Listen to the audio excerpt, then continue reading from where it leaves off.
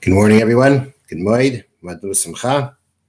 We are on, and we're about to do Parakut Aleph, Mishna Beis, chapter 11, Mishnah 2. Tavash Tamarim, date honey, V'yein Tapuchim, apple cider, V'chaimetz, V'chaimetz Sisvonios, and the vinegar made out of winter grapes. Ushar Kome Peres Shal Truma, and all other fruit juices of Truma. Meaning, the case here is that you had a Truma fruit and you squeezed it. You squeezed out its juice. Now, we're going to have a Mishnah that's going to teach us that you're not allowed to squeeze Truma fruits. But if you did, and now you had this juice, that's the case. The case is that you weren't supposed to do it, but it was done. Now you have this juice that came out of Truma produce. Others learn it's talking about where the juice kind of just came out on its own. It oozed out on its own. But that's the situation. It's juice from fruit that was Truma. The examples that the Mishnah gives, the date honey, the apple cider, and then there's the vinegar of the sisvonius, the winter grapes. Winter grapes means grapes that only ripen in the winter, and they were not used for wine. They were typically used for vinegar. And therefore, they're not like regular grapes. And we'll see the difference very soon. But we're talking about fruit juices other than olive oil or wine. And the case here is that someone inadvertently drank them. It was inadvertent. Now, we have previously learned that if a person inadvertently eats truma, they have to pay keren. They have to pay the principal amount. And they can't just pay money for the principal amount. They actually have to replace the whatever, let's say the grain, the fruit that was eaten, you got to replace it with that fruit. You can't just give money. You have to replace it. You have to be able to replace the truma. The replacement will become truma in place of the truma that was inadvertently eaten. Plus the fact you have to add another fifth. You have to add more to it. There's a penalty of a chomesh of a fifth that you have to add. That again will be from the type of grain that you ate, and it will replace and become truma in place of what was eaten. So the question here is that when you squeezed those truma fruits, and now you have the juice, and someone inadvertently drank the juice, what's going to be the halacha there? Does that person have to pay keren and chaimesh or not? So the Mishnah says, Rebbe Eliezer mechayev keren v'chaimesh. Rebbe Eliezer obligates that person to pay the principal and the fifth. According to Rebbe Eliezer, the fruit squeezed out of the produce of the truma fruit has the same status as the truma fruit itself. The same way the truma fruit itself, you have to pay keren v'chaimesh, a principal and the fifth, with the details that with the details that we just said before. So too, when you consume the juice that was squeezed out of them. Rabbi Yeshua Paiter. Rabbi Yeshua says no, he exempts. Now he exempts means he exempts from the keren v'chaimesh, the principal and the fifth. A principal you'll still have to pay, because of the fact that you still have to pay. Pota just means he exempts you from a fifth. Rabbi Shua's opinion is that the juice squeezed out of the produce is not the same as the produce itself. And therefore, essentially, it's not truma. That's really what it is. According to our law, it's not truma. However, midrabanan, it is considered truma, which means that someone who's not a kohen is not allowed to drink it. So this juice that is squeezed out of the truma, according to the Torah law, it is not truma. Midrabanan, according to rabbinic law, it is truma, and therefore it is forbidden for a non-kohen to drink it. If he does drink it, then he has to pay back the kohen who owned this truma, who owned this. I mean, it was the property, it's the money of the kohen. So he's got to pay him damages, got to pay him like anytime you take somebody's thing and you consume it without permission, you got to pay it back. But you're just paying back a monetary loss to the person. And therefore, there is, number one, there is no chomesh, there's no added fifth because it's not really truma. That's number one. Number two, you're gonna, when you pay back the principal, you just have to give money. You don't have to replace it with the same kind of thing, because the idea of a replacement only applies when you actually consume truma. But here, you're not actually consuming truma; it's only truma midrabanan.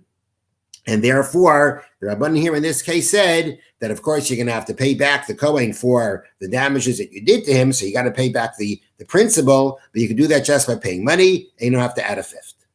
Now, the idea here is not that every truma midrabanan, every rabbinic truma, there is no law of keren v'chamesh, a principal and a fifth. There are cases of truma midrabanan where we say the same way if you eat a truma from the Torah, you got to do a principal and a fifth. There are things that are truma midrabanan that you also have to go ahead and pay a principal and a fifth. But it's in this kind of case where we're talking about we're talking about the juice of the truma. There we say that the Rabbanan did not obligate you to have to treat it like truma if it was inadvertently eaten. Now, if we're talking about olive oil, we're talking about wine, that's a whole different ballgame. Those juices, being that they're the primary purpose of the fruit, they do have an obligation from the Torah of truma to be taken from it. So that's not the discussion here. The discussion is other juices. And just to note that the Mishnah specifically mentioned 3 juices and then said in all other juices.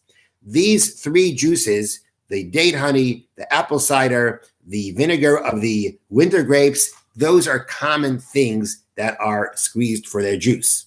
Other things are not commonly squeezed, but they are included in when the Mishnah says and all other fruit juices. So again, Rebbe Lezer treats those juices like truma itself. If somebody inadvertently eats from them, he's going to have to pay keren v'chamesh, principal and a fifth. The Rebbe Shua disagrees. All you have to do is pay damages, which is the principal.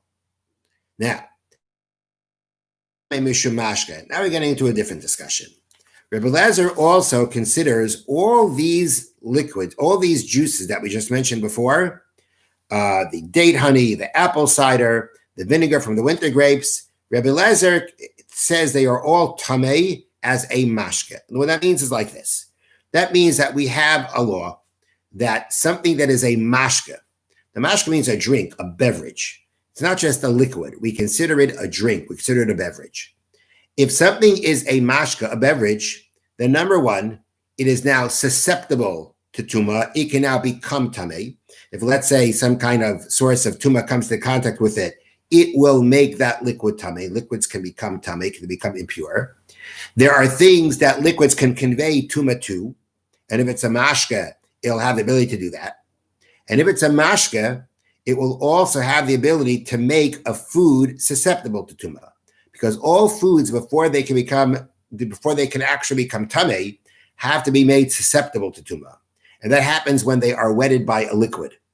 Now, there's a Mishnah in Machshirin where the Mishnah enumerates 7 liquids that have the ability to make something susceptible, to make a food susceptible to tuma, which means that if the food, before it becomes wetted by these liquids, it comes in contact with a source of tuma, nothing's going to happen to it.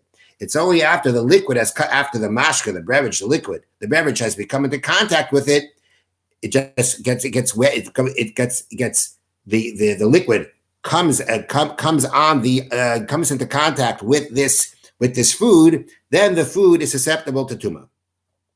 Now, there are 7 liquids that are enumerated in the Mishnah Machshirin, and they are water, dew, wine, grape wine, olive oil, bee honey, milk, and blood. Those are the 7 mashkas, beverages. Interesting, blood is called a mashka. Maybe because I'm not sure why, but it's called. These are the 7 beverages. These are the 7 significant liquids that have the ability to make something susceptible to tuma. That's what the Mishnah lists.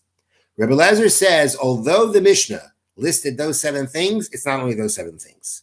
That's what it means here when it says Rebbe Lezer metabe mishum mashka. According to Rebbe Lezer, all these things, all the things that we mentioned, any kind of juice that is going to be squeezed out from produce is going to be a mashke and has the ability to make a food become susceptible to tuma, comes into contact with it. It is itself can become tamei and it can convey tuma.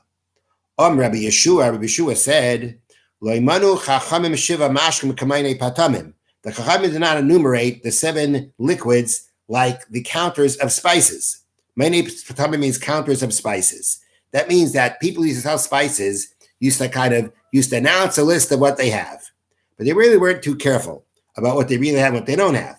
So they'd read the list and then they'd add to the list, because they would just first read the list without kind of being careful about what they really do have, and then they would add to the list. So Rabbi Shua said that when the Chachamim mentioned the 7 liquids in the Mishnah, they weren't like these spice counters. Oh, we say a list and then we add to it. They didn't do it like that. When they mentioned the 7 liquids, they meant the 7 liquids. Ela Amru Shiva Mashkim Tameim, but they said that 7 liquids are Tamei, Ushar Kala Mashkim Tar, and all other liquids are going to be Tar. That means only the 7 liquids that we mentioned before are considered a mashke, which means only they are susceptible to tuma, only they can convey tuma, and only they, if they wet a food, can make the food susceptible to tuma. Only them. All other liquids, tahirin means they're tar, means they're not susceptible, they can't convey tuma, and they would not, by wetting another food, make that food huksher, susceptible to become tummy.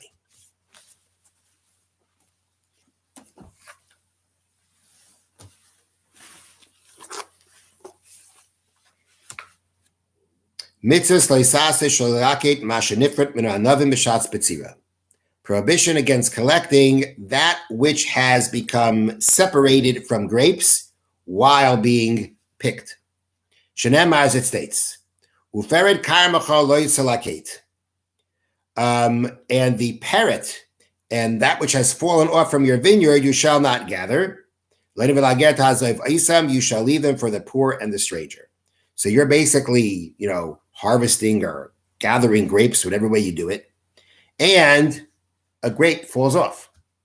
The grape that falls off, we say you have to leave it to the poor. Ezehu parrot. Now, what is parrot? What is considered these fallen grapes? One or two grapes that fall off from the cluster while being gathered.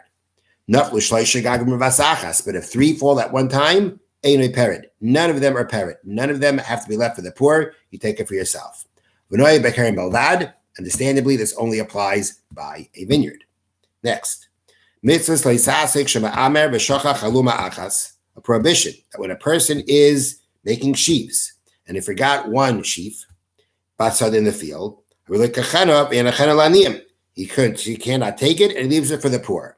So basically seems like after threshing, they had these piles, and then they would, go down the rows of these bundles of these sheaves and bundle them together. Well, the case here is that a person passed up on one of those sheaves, then he realized he passed up on it and wants to go back to it. Torah says, no, you passed up on it, you got to leave it to the poor. Shenemar, as it states, you shall forget a sheaf in the field. You cannot go back to take it. The same way that this law of shikha, forgetting, applies by sheaves, the same thing applies even by standing grain. Let's say he forgot some of the standing grain. He didn't harvest it, didn't cut it down. Meaning he was going, down the line, and he was cutting the standing grain, and it comes out that he realized that he missed a part. Can't go back to it. If he forgot some of the standing grain, he didn't cut it down, belongs to the poor. And the same way shikha is by grain and things similar to it, applies by all trees also. If you're picking a tree and you realize you forgot a tree, that you have to leave it. And what that means is that whatever now what's added here is that whatever laws that we have regarding the shikha by the grain, we apply to the shikha of the trees. It means that we're talking about a tree that produces food, v'nishmar, it's guarded, it's all collected in one time, and you store it for holding on to it. So basically, if these 4, meaning you're storing it, it's something that you keep, you pick it and you store it for later usage. If you have these conditions, again, food that's produced from the ground, it's guarded, meaning it's not just left ownerless. You gather it all at one time. Everything in the tree gets gathered together at one time. and whatever you gather, you store it away for the purposes of holding on to it for later, that is when shikha will apply to trees as it does to standing grain. Have a wonderful day and a good night.